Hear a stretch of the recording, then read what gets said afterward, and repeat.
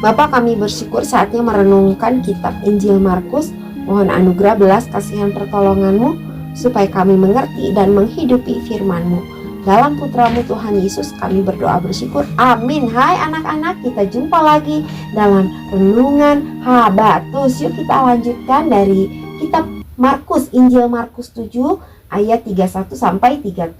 Nah anak-anak, setelah dari Tirus, Tuhan Yesus melanjutkan perjalanan ke Danau Galilea melalui Sidon. Di situ ada orang membawa seorang yang tuli dan gagap.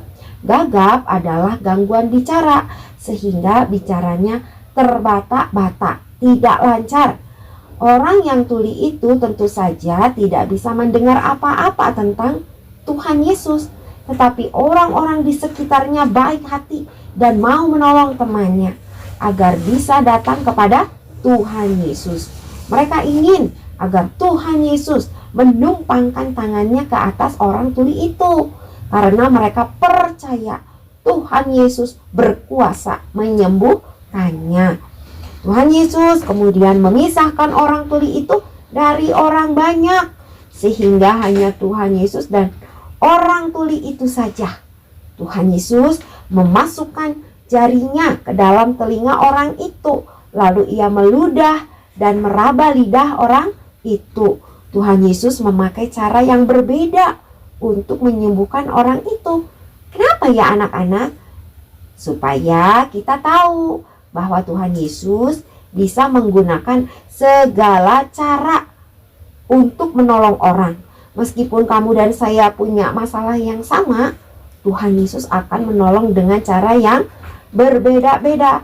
Tetapi semua cara yang Tuhan Yesus tunjukkan selalu ajaib dan tidak terduga, seperti cara Tuhan Yesus menyembuhkan orang tuli itu. Yuk kita baca ayat 34 sama-sama.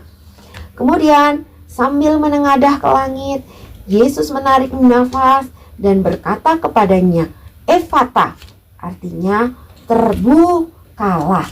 Setelah Tuhan Yesus meraba orang itu, ia menengadah ke langit, menarik nafas dan berkata kepadanya, Efata, artinya terbukalah.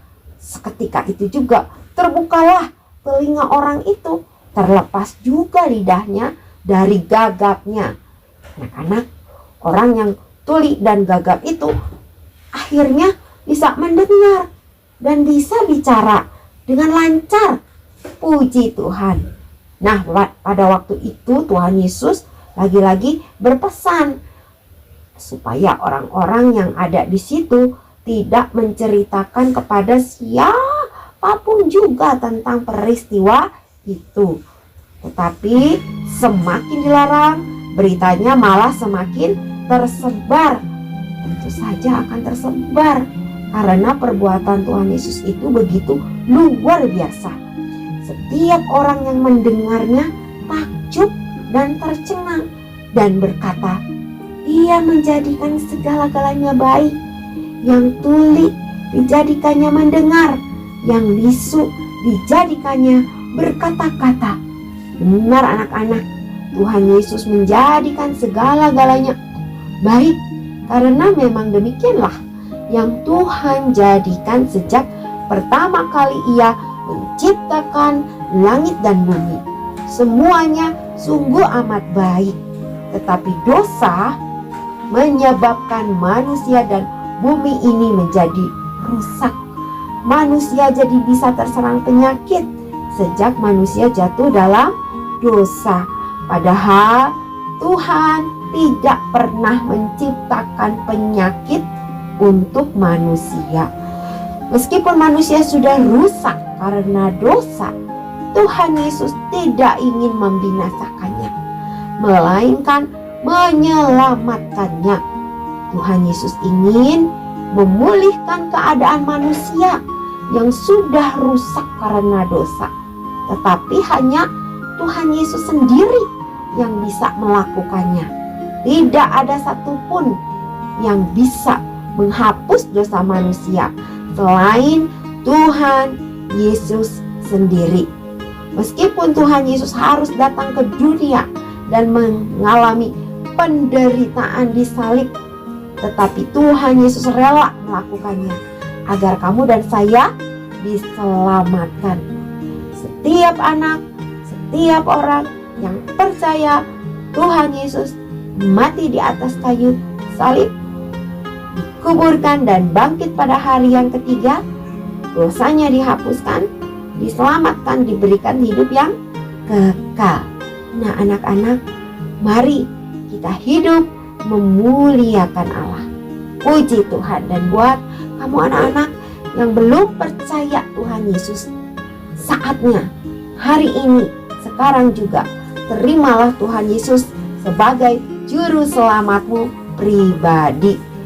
Yohanes 14 ayat 6, kata Yesus kepadanya, Akulah jalan dan kebenaran dan hidup. Tidak ada seorang pun yang datang kepada Bapa kalau tidak melalui aku. Habatus hidupku bagi Kristus. Amin. Mari kita berdoa. Bapa, kami bersyukur karena Engkau adalah Allah pencipta yang akan menjadikan dunia yang rusak, manusia yang rusak menjadi baru kembali. Terima kasih untuk pengorbananmu 2000 tahun yang lalu. Tolonglah kami menghidupi Injil Tuhan setiap hari. Biarlah sejak kecil kami senang menjalankan perintah Tuhan. Ampuni jika kami masih memberontak melawan terhadap-Mu. Tolonglah kami, kasihanilah kami, berkatilah kami. Terima kasih Bapa. Dalam nama Tuhan Yesus Kristus kami berdoa bersyukur. Amin. Tetapi dalam firman Tuhan anak-anak, Tuhan Yesus memberkati. Ya.